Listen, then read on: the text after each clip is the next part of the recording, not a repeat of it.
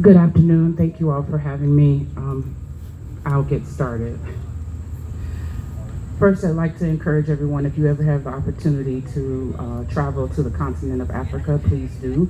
My daughter and I traveled to Ghana in 2014 with an African American group on a spiritual journey to try to learn about our connections to the west coast of Africa. And we were fortunate enough last year to travel to Ivory Coast, also called Côte d'Ivoire, where my ex-husband, her father, is from. And the pieces I'm going to be sharing with you today talk a little bit about my life growing up as the sixth generation born in North Louisiana. So my people were black folks who were enslaved, and also have black folks who were free in my family going back generations. And because of DNA testing now, I am able to tell that I'm pretty much 90+% from the Guinea coast, which now is Cameroon, Nigeria, Togo, Benin, Ghana, Ivory Coast. All of those nations that we know by those names now used to be called Guinea land, all right? And there's a wonderful documentary on Netflix that you can watch about how Nigeria was formed, and it'll give you that historical information so that you'll be able, hopefully, to make some connections. So because this is African Landing Day, I thought it would be appropriate to share these pieces. Guinea land to Northwest Louisiana. Questioning. Once upon this black woman's memory, revisiting the sights inside my mind's eye, the journey to and from the lives of uncivilized savages with no history to claim is a narrative of dignity, not shame. Character. Who were those persons, individuals in struggle and survival, but with community ways of knowing? Was she walked across Guinea land and loaded into a ship? Did she find her way to the tobacco fields of Virginia? Was she walked to Natchez or to New Orleans with kin, dropped off in Tennessee or Mobile, Alabama, and eventually to North Louisiana, settling and staying long enough for families to meet, for me to come through, my parents, Jethro and Helen, to open my Louisiana eyes to see the end of Jim Crow segregation and the beginning of new ways to say slave, savage, uncivilized, to blind my kind with lies about our humanity, about our personhood.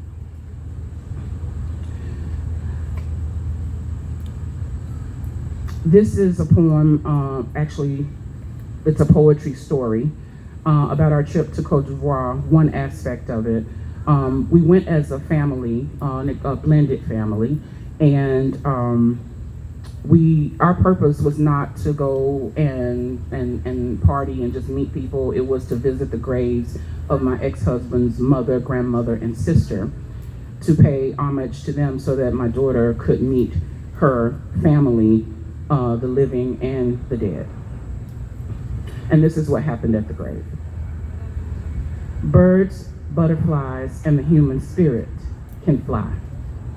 Just like birds and butterflies, we took flight from bicultural denial to black origins of kinship, family traditions distant, questioning the ways we have come to be connected as children into adulthood, wondering how we managed to get by, how we managed to survive this struggle, this Ivorian struggle, without taking flight from our sanity.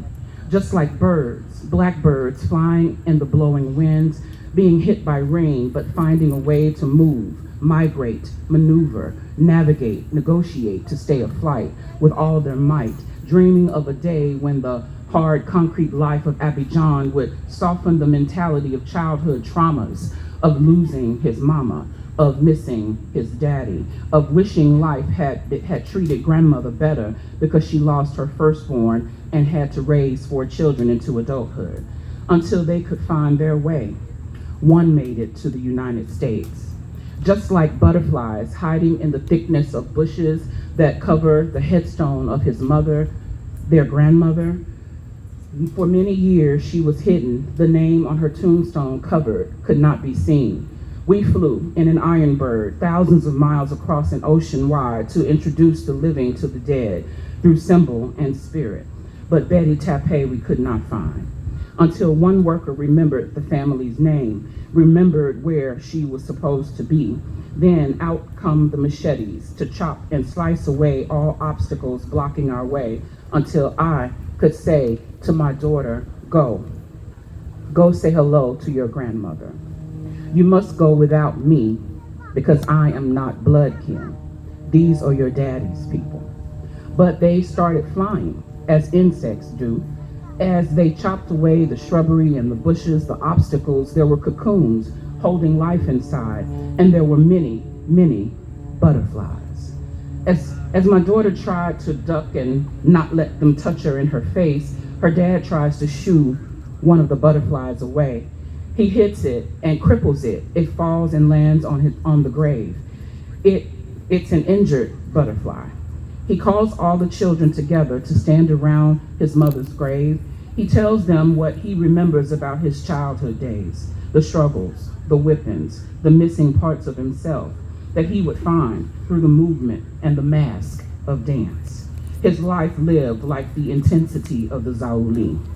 Yet, as he spoke of his mother to 3 of his children and his nephew, that same injured butterfly, some kind of way, with one injured wing, took flight and landed on his hand, as he would speak of being the firstborn of a firstborn girl child of Abidjan of Gagnoa. And we all cry. The tears are of gratitude because some sacrificed so the children would have a life worth living. And one of Betty's sons made it to America, where Jolo, Jalen, Naja, and Serenity Awa were born.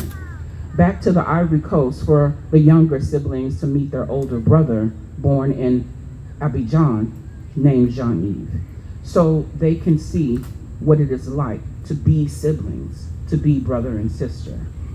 And as I sat on a balcony in Cocody with my childhood memories of Louisiana blackberries and my daddy's presence in my life, I realized we all find ways to look inside, to rise, spread our wings and fly. No longer caged birds with wings clipped, no more fearful trills, but blended experiences of Africanness and blackness that gave birth to birds, butterflies, and this human spirit that flies. And the last one, as I want to thank Brother Rajni. I was at Black Artist Showcase last night. I finally was in a space where I could sit and let my mind think. And this small, brief piece came out. And it's a continuation of the story about Ivory Coast. And sometimes as writers, we have a lot inside of us and we don't have the time or space to sit and let our brains think so that we can put it down on paper. This is called Abidjan.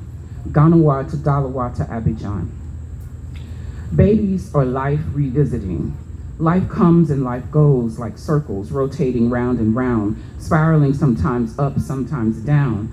The rudeness and the roughness of survival when a Bete woman from Gagnoa leaves the familiar to become the 10th of 10 wives in Daloa. Life would come, life would go, and give to this day, we don't know the name of the lost one who died while its carrier was escaping to freedom from a certain kind of bondage that is only experienced by women. Many women before her, many women after her, but this is her story, the story of Abidjan, who got free and cared for her children, her children's children, and created a path that had 21 roads paved with struggle, chaos, confusion, and ultimately a peace that comes through the beats of drums, calling out for the masses and the multitudes to hear her story.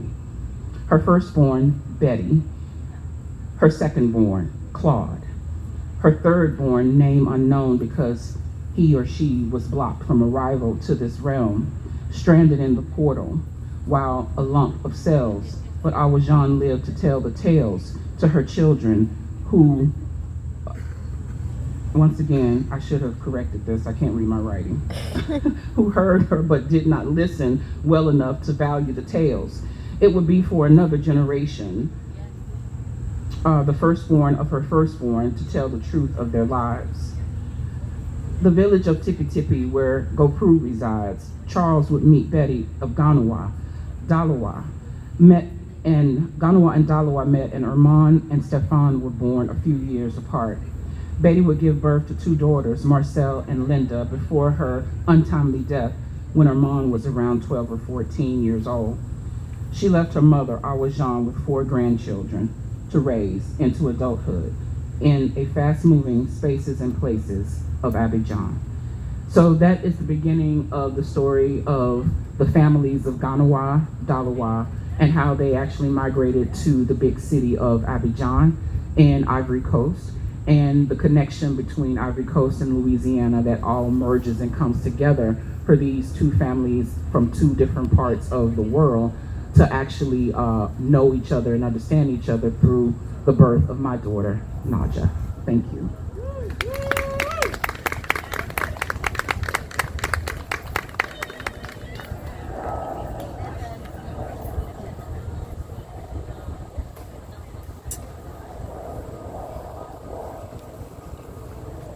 Thank you.